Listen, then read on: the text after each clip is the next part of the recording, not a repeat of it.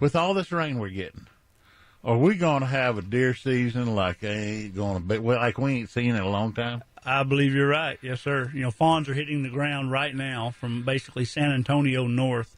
The cover's tall, the cover's thick. The temperatures have been below normal, so the survival is going to be really high.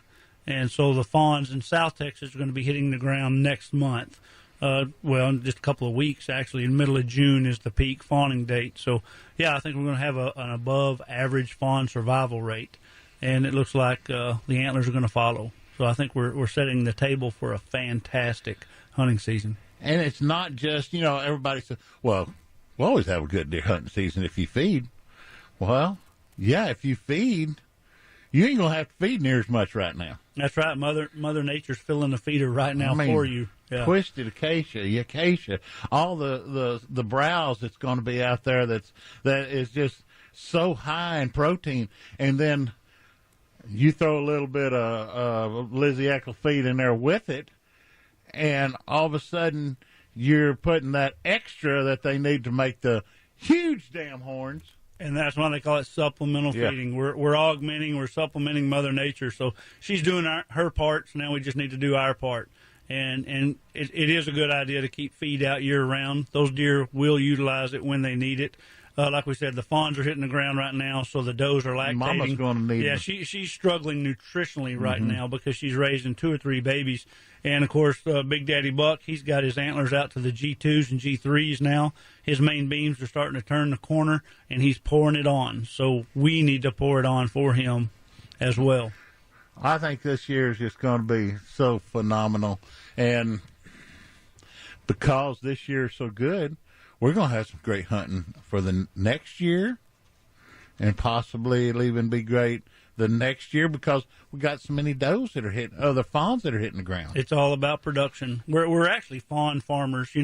My title's wildlife biologist and, big buck producer, and that sounds all great. But really, truly, it boils down to we're fawn farmers. That doesn't sound very masculine or very macho, but that's what we are. We're fawn farmers. And for the last 2 years, we have been stockpiling our fawns. So you're right. Again, we're moving into several good years. I think we have finally recovered from the 2011 historic drought, and we're back on the table. We're back on top. And I'll throw this: if any of you guys out there would need a big buck shot, I have a itchy finger, and I'm always ready to come and go hunting. Have gun, will travel. Have gun, will travel. I think that was Maverick, wasn't it? Paladin. Oh, Chico, you got to straighten out. He's on it, man. He is on it. And besides shooting pictures, y'all will see what's going on in the studio.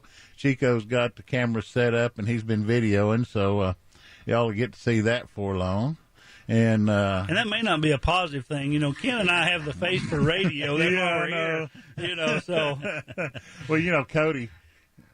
I would agree with that. But I left Cody out of that. You understand? I said Ken and I. Well, Cody has a television show, right? And he goes to these clinics or these places that they put these mud masks on him and avocado masks, and then they put. I just got a text message saying stay off that topic.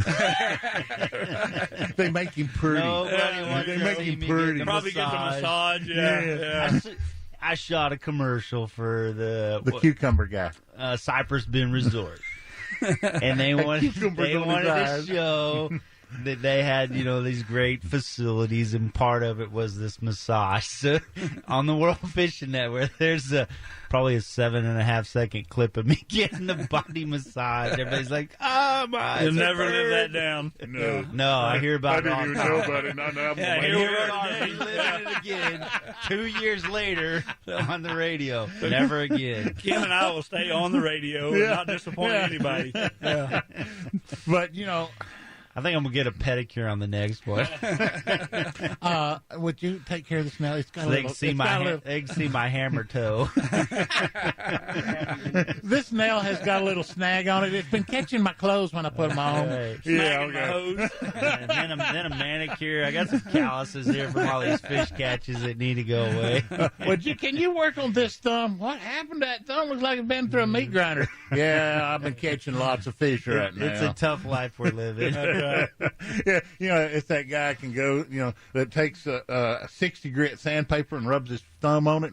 You didn't know that's what I do? I know exactly what you do. I do that, and then I post pictures of Facebook like I've been catching fish all day long. There you go. But, I got all the tricks of the trade. rub that thumb on that heavy coarse sandpaper, and then they go into the coffee shop.